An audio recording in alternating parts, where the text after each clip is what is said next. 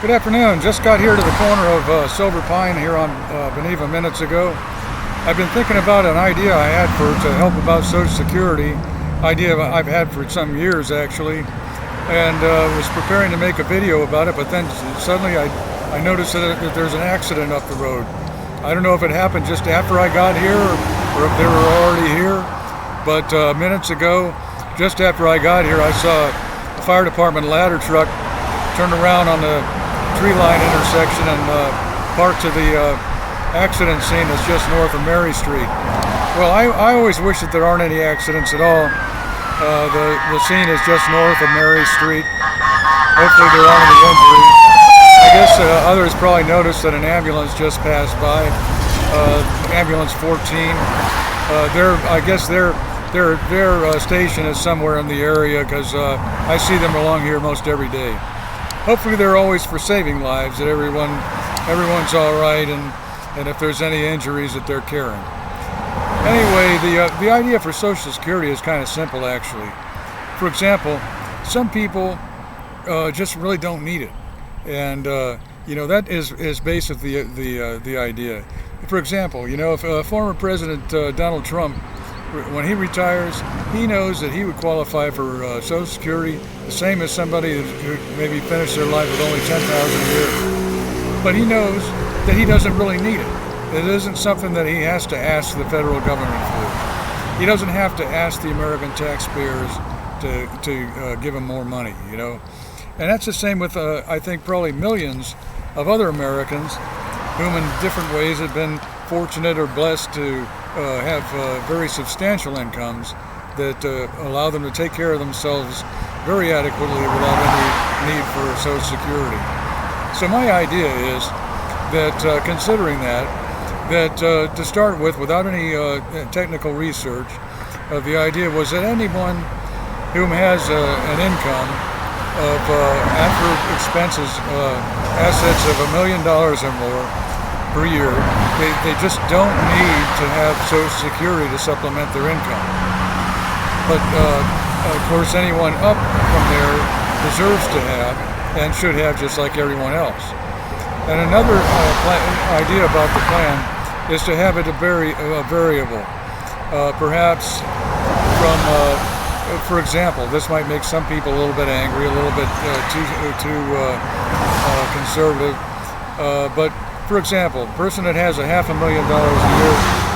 year, gets all of the Social Security just the same as anyone else, everything that they're entitled to, up to about 650 or 750,000, where they get maybe 75%, whatever, on up to 100%, would be, up to $1 million would be that they wouldn't get anything. I was a bit backwards for a moment there, maybe because of a misspoken tweet the other night. I'll explain that on another day. Anyway, you understand what I mean. Like a $500,000 person would get 100% of their Social Security retirement, maybe up to 650,000. Then they would receive less. That they receive about 75% of what they'd otherwise receive, up to about $1 million when they wouldn't receive anything. And that isn't a technically researched, established example, but it is just an example. It isn't something that I've researched, but anyway, basically, that millions of people who don't really need the retirement, that would save billions of dollars per year, and would at least substantially help to resolve the financial crisis that the Social Security system is facing in the years to come. So anyway, with that idea in mind, this campaign plan is to support any measure on behalf of continuing Social Security, that it's, I think, a very beneficial and valuable program that we're very fortunate to have here in the United States, and that I wouldn't want to do anything to deplete any reserves, wouldn't want to do anything to jeopardize anyone's retirement, that everyone receiving their retirement during the particular time, up to the possibility of an enactment of a revision pertaining to the upper level incomes, that everything should be maintained. Of course, I will say that I do believe that in medical that there is a lot of unnecessary expense, and that there should be some reviewing about that also. So anyway, I just wanted to mention a basic idea that I had pertaining to the Social Security system, that when persons are very independently wealthy, that they don't really need to collect the Social Security retirement, and that the money could be reserved for people that really need.